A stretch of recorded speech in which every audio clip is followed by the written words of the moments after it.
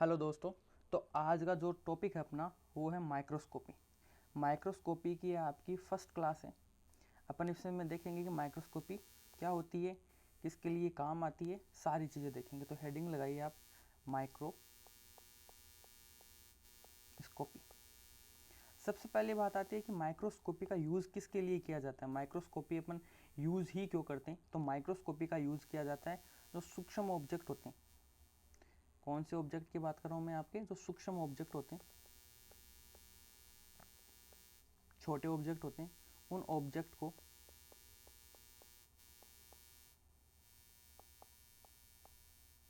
Magnify करने के लिए। मैग्नीफाई का मतलब क्या हुआ, कोई सूक्ष्म चीज़ है उसको बड़ा करके देखने के लिए किसका यूज़ किया जाता है, माइक्रोस्कोपी का यूज़ किया जाता है। आप ये बात यहाँ से याद रखें। मैग्नीफिकेशन ऑफ माइक्रो थिंग्स क्या किसके द्वारा किया है, आपका माइक्रोस्कोपी है। मैग्नीफिकेशन ऑफ माइक्रो थिंग्स, ठीक है। फिर अपन बात करते हैं कि माइक्रोस्कोपी में दो चीज़ें पाई जाती हैं। इंपॉर्टेंट जो चीज़ें होती हैं माइक्रोस्कोपी में, आपके पास दो चीज़ें होती हैं। माइक्रोस्कोपी में दो चीज़ें इंपॉर्टेंट पाई जाती हैं। आप यहाँ से कंटिन्यू पढ़ते चलो, आपको हर एक एक चीज़ समझ में आएगी।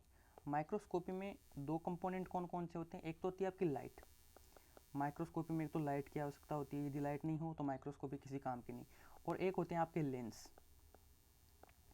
ये क्या होते हैं, लेंस होता है। एक क्या होता है आपका लाइट होती है। लाइट और लेंस दोनों मिलकर ऑब्जेक्ट को देखने में अपन को क्या करते हैं, हेल्प करते हैं। तो जैसे अपन बात करें लेंस यहाँ पर क्या काम करता है, तो लेंस का काम होता है मैग्नीफिकेशन करने का।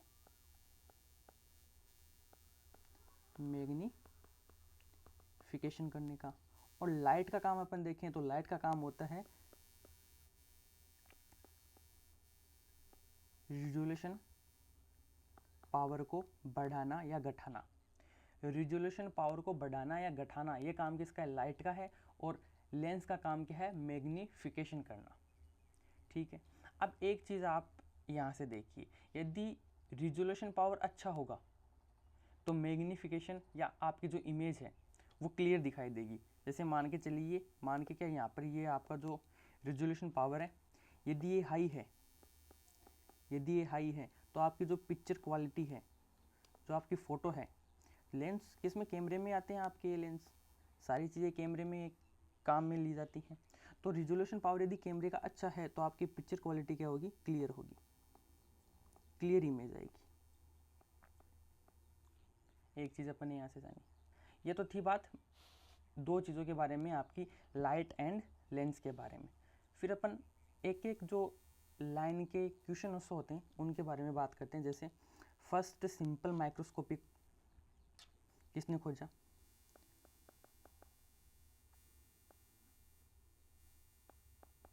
फर्स्ट सिंपल माइक्रोस्कोपी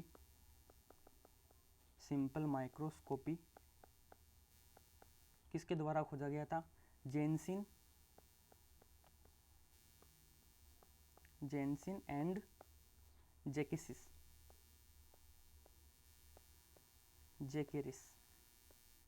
और ये कब खोजा गया था, 1590 में। खोजा क्या गया था, इसे मान के चलो बनाया था इन्होंने।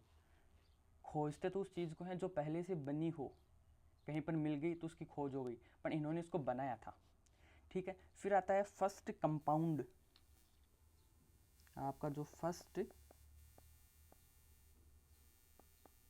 कंपाउंड माइक्रोस्कोपी है, उसका श्रेय किनको जाता है, ये जाता है आपका गैलीलियो एंड गैलीली। और ये कब काम किया इन्होंने, 1609 के अंदर काम किया था। ये दो चीज़ें क्या थी, इंपॉर्टेंट थी। एक तीसरी थिंग और लिख लीजिए आप यहाँ से, और वो है आपका जो फर्स्ट लेबोरेटरी माइक्रोस्कोपी या माइक्रोस्कोप माइक्रोस्कोपी नहीं, माइक्रोस्कोप 1665 में किन के द्वारा खोजा गया? रॉबर्ट हुक के द्वारा। रॉबर्ट हुक ने किसकी खोज की थी? आपकी सेल की खोज की थी, और इसी माइक्रोस्कोपी का उन्होंने क्या किया था? यूज़ किया था। इन्होंने किसकी खोज की थी इस माइक्रोस्कोपी के द्वारा? डेड सेल की खोज की थी। ठीक है, ये थिंग यहाँ से आप याद रखिए, ये पॉइंट यहाँ से आप याद रखिए। ठीक है, फिर अपन बात करते हैं फर्स्ट सिंपल कंपाउंड। यहाँ से आगे बात करते हैं तो किसकी करते हैं अपन? First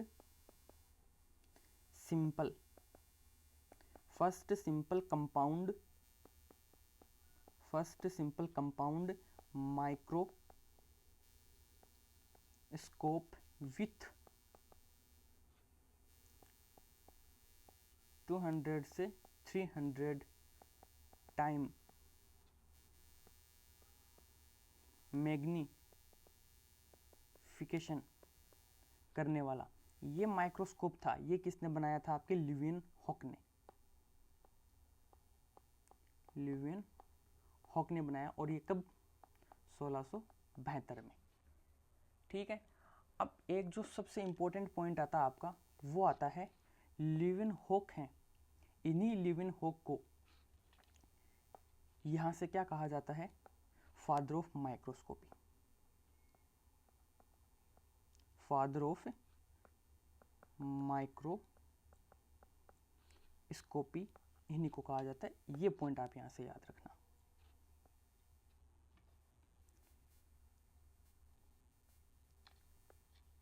father of microscopy. ठीक है, ये बातें हो गई किसके बारे में? माइक्रोस्कोपी के बारे में बातें हो गई कि माइक्रोस्कोपी किसने खोजी, कैसे खोजी, और जो फादर ऑफ माइक्रोस्कोपी हैं वो किनको कहा जाता है। अब अपन यहाँ से आगे बात करते हैं कि माइक्रोस्कोपी कौन कौन सी होती है, और आगे आने वाली क्लासों में अपन कौन कौन सी माइक्रोस्कोपी पढ़ेंगे उनके बारे में अपन बात करते हैं। तो यहाँ से अपन क्लासिफिकेशन कर लेंगे सारी की सारी माइक्रोस्कोपीज का। तो हेडिंग लगाइए आप बीच में माइक्रोस्कोपी, और उसको डिवाइड कर दीजिए 3 पार्ट्स में। एक इधर कर दीजिए, एक इधर कर दीजिए, एक इधर। 3 भागों में क्या कर दो? इनको डिवाइड कर दो। अब देखो, जो फर्स्ट टाइप की आपकी माइक्रोस्कोपी होती है उसको अपन बोलते हैं लाइट माइक्रोस्कोपी। जो दूसरी होती है उसको अपन बोलते हैं इलेक्ट्रॉन माइक्रोस्कोपी। इलेक्ट्रॉन माइक्रोस्कोपी के अलावा अपने पास सी पॉइंट आता है, वो कौन सा? आपका scanning probe microscopy. Scanning probe microscopy. ठीक है, ये 3 प्रकार के माइक्रोस्कोपी अपन क्या करेंगे? आने वाली क्लासों में पढ़ेंगे। तो अपन इनका क्लासिफिकेशन और कर लेंगे। जैसे लाइट माइक्रोस्कोपी होती है वो कितने प्रकार की होती है? तो लाइट माइक्रोस्कोपी होती है आपकी 5 प्रकार की। कितने प्रकार की होती है? 5 प्रकार की लाइट माइक्रोस्कोपी होती है। तो फर्स्ट ऑफ ऑल अपन बात करेंगे फर्स्ट माइक्रोस्कोपी इसमें कौन सी आती है? 5 में से फर्स्ट आती है आपकी ब्राइट फील्ड माइक्रोस्कोपी। कौन सी आती है? Bright field microscopy. इसमें जो सेकंड देखने को मिलती है अपन को, वो सेकंड देखने को कौन सी मिलती है? डार्क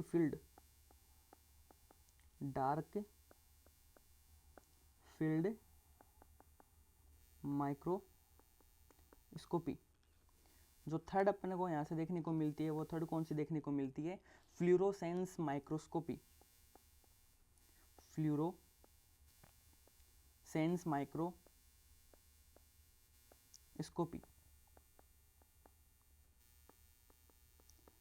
फोर्थ जो अपन को यहाँ से देखने को मिलती है, वो कौन सी देखने को मिलती है? Confocal microscopy. Confocal microscopy. Fifth number microscopy की होती है फेज कॉन्ट्रास्ट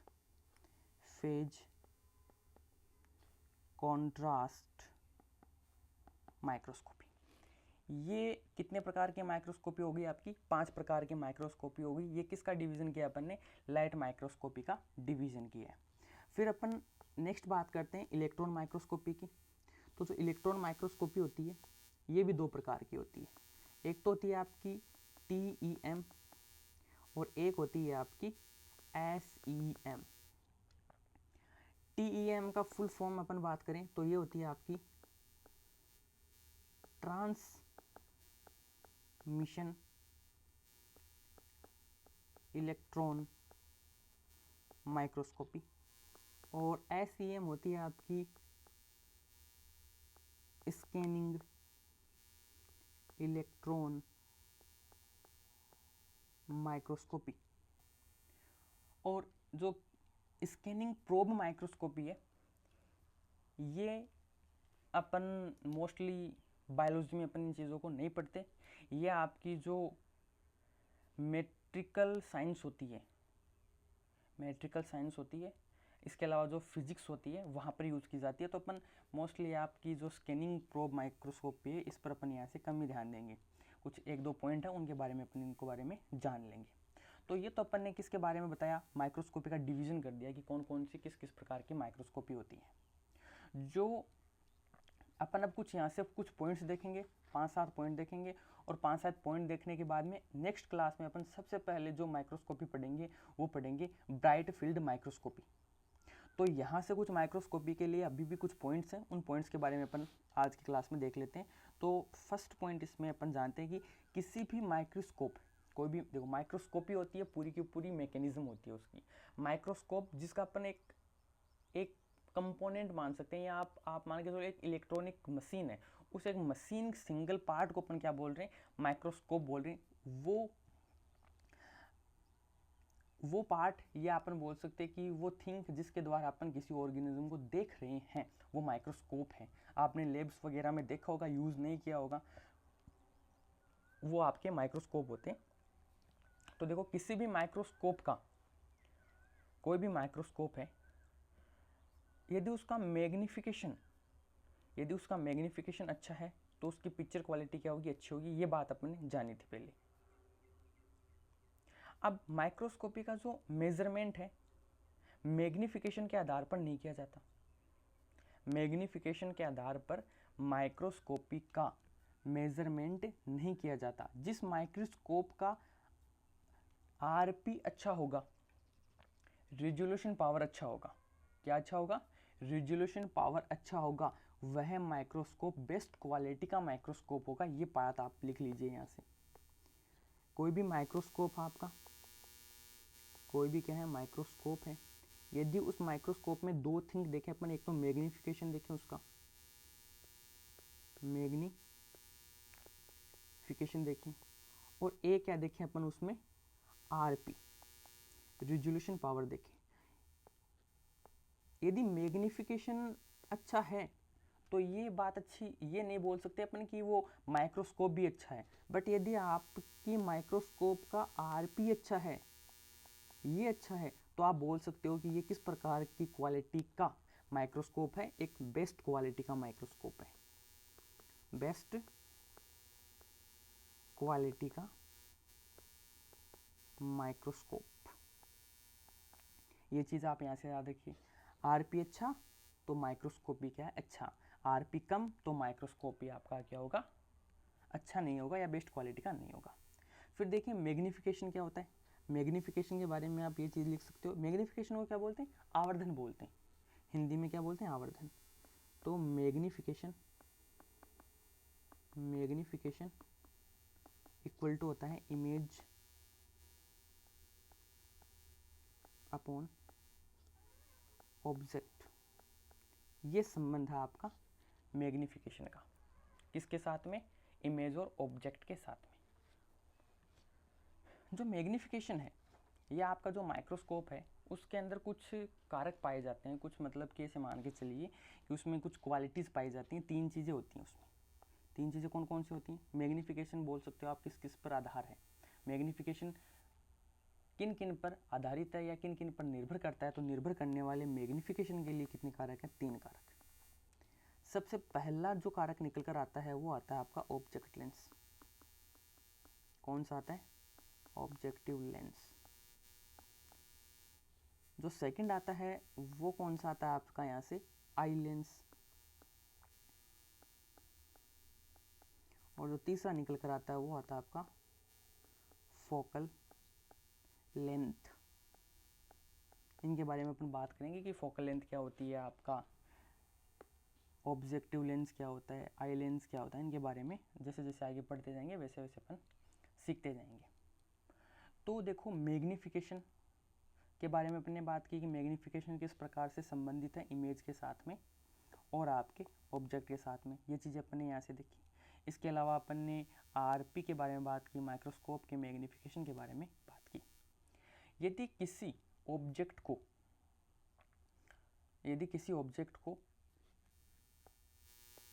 40 इंटू, ये क्या हो गया, उसका ऑब्जेक्टिव लेंस की क्वालिटी हो गई 40 इंटू। जैसे ऑब्जेक्टिव लेंस की क्वालिटी क्या क्या हो सकती है, देखो ऑब्जेक्टिव लेंस कौन कौन से होते हैं, 4 इंटू वाला हो सकता है, 10 इंटू मतलब 10x वाला हो सकता है, या 40x वाला हो सकता है, या फिर 45x वाला हो सकता है, या फिर 100x वाला हो सकता है। ये अच्छे अच्छे होते हैं। और आई लेंस किस कौन कौन सा हो सकता है, 5x वाला हो सकता है, या फिर 10x वाला हो सकता है, या फिर आपका 15x वाला हो सकता है। ठीक है, तो अपन ने ऐसा मान के चल रहे हैं अपन ऐसा मान के चल रहे हैं कि जो आपके पास ऑब्जेक्टिव लेंस है वो 40 अक्ष वाला है। कौन सा है, 40 अक्ष वाला। और जो आई लेंस आपने ले रखी है वो कौन सी है, 10x वाली। तो आप बताइए कि मैग्नीफिकेशन क्या होगा इसका। तो मैग्नीफिकेशन को जानने के लिए आपको क्या करना है, जो आपका ऑब्जेक्टिव लेंस है, ऑब्जेक्टिव लेंस और इंटू कर दो साथ में आई लेंस को, आई लेंस को साथ में क्या कर दो, इंटू कर दो। तो ऑब्जेक्टिव लेंस कितना है अपने पास, 40, और आई लेंस कितना है आपका, 10। तो यहाँ से जो मैग्नीफिकेशन निकल के आएगा वो कितना निकल कर आएगा, 400 टाइम। ठीक है, ये चीज़ें आपने यहाँ से कुछ कुछ पॉइंट और देख ली। अब देखो रिजोल्यूशन पावर। अब मैंने आपको बता तो दिया कि रिजोल्यूशन पावर होता है, अच्छा होगा तो आपका माइक्रोस्कोप बेस्ट क्वालिटी का होगा। तो रिजोल्यूशन पावर होता क्या है, तो हेडिंग लगाइए कि रिजोल्यूशन पावर, रिजोल्यूशन पावर। तो देखो रेजुलेशन पावर क्या होता है, जैसे मान के चलिए 2 पॉइंट है पास पास में, या दो कोई ऑब्जेक्ट है पास पास में, दो ऑब्जेक्ट जो समीप हैं या पास पास में हैं उनको विभेदित करने की क्षमता कि जैसे मान के चलो आप दो चीज़ों को देख रहे हो और दो चीज़ों को आप विभेदित कर पा रहे हो, उनमें डिफ्रेंशिएशन कर पा रहे हो, उनको अलग अलग अच्छी तरीके से दिखा पा रहे हो कि ये चीज़ इस साइड है और ये चीज़ इस साइड है, उनको अच्छे से आप फोकस कर पा रहे हो दोनों को अलग अलग, तो वो क्या आपका रेजोल्यूशन पावर अच्छा है। यदि आप उनको दोनों को अच्छे से डिवाइड नहीं कर पा रहे हो तो आपकी आंखों का रेजोल्यूशन पावर क्या है, कम है। उसी प्रकार से आपने देखना आईफोन का जो कैमरा होता है वो हर एक ऑब्जेक्ट को अलग से क्या करता है, कैप्चर करता है। और आप उसको जूम करके देखो तो अपन बोलते हैं ना कि फोटो या जो आपकी इमेज है वो फटती नहीं है, उसके पिक्सल टूटते नहीं है, तो अच्छे से पिक्सल को वो क्या कर रहा है, कैप्चर कर रहा है। और वो किसके कारण हो रहा है, आपके रिजोल्यूशन पावर के कारण हो रहा है। ठीक है, तो आपको रिजोल्यूशन पावर समझ में आ गया होगा मेरे अकॉर्डिंग। तो रिजोल्यूशन पावर क्या होता है वो देखिए, दो नियर पॉइंट हैं, उन पॉइंट्स को यदि विभेदित करने की क्षमता अच्छी है तो रिजोल्यूशन पावर क्या है आपका, अच्छा है। यदि किसी माइक्रोस्कोप का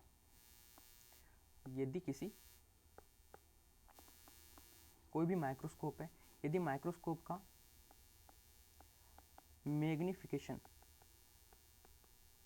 मैग्नीफिकेशन तो हाई हो, परंतु जो उसके लेंस हैं, लेंस लो क्वालिटी के हों, तो रिजोल्यूशन पावर क्या होगा, पुअर होगा।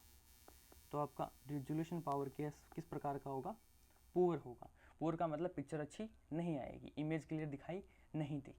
आ गया समझ में। जो आपके जो एमआई के जो छोटे कैमरे मतलब कि छोटे फ़ोन वगैरह कुछ आते हैं तो उनमें क्या मैग्नीफिकेशन तो अच्छा दे देते हैं, जैसे 200 मेगापिक्सल है, 400 है, 500, आजकल के फ़ोन्स में देखना आप इतने दिखाई देते हैं, बट उनका जो लेंस है ना, लेंस वो अच्छे नहीं है, इसीलिए पिक्चर क्वालिटी अच्छी नहीं आती।